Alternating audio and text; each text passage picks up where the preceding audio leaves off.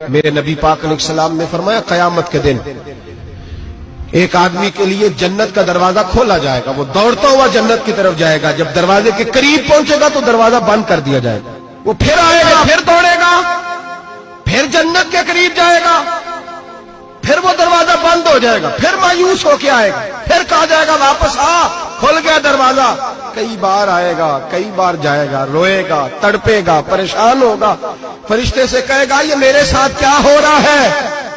تو وہ فرشتہ کہے گا وہی ہو رہا ہے جو دنیا میں تو اللہ کے بندوں کے ساتھ کرتا تھا، تو لوگوں کے مذاق اڑاتا تھا، بوڑھوں کا مذاق اڑائے، بیماروں کا مذاق اڑائے، غریبوں کا مذاق اڑائے، وہ سمجھدار ہے؟ میرے نبی کریم علیہ الصلوۃ والسلام نے فرمایا رب کریم کے فرشتے کہیں گے تو بندوں کے ساتھ ایسا کرتا تھا، آج تیرے ساتھ ایسا ہوگا۔ اب میرے بھائیوں بہت زیادہ نہیں کرتے لوگ آج مذاق؟ بڑا ظلم نہیں کرتے؟ تکلیف نہیں دیتے؟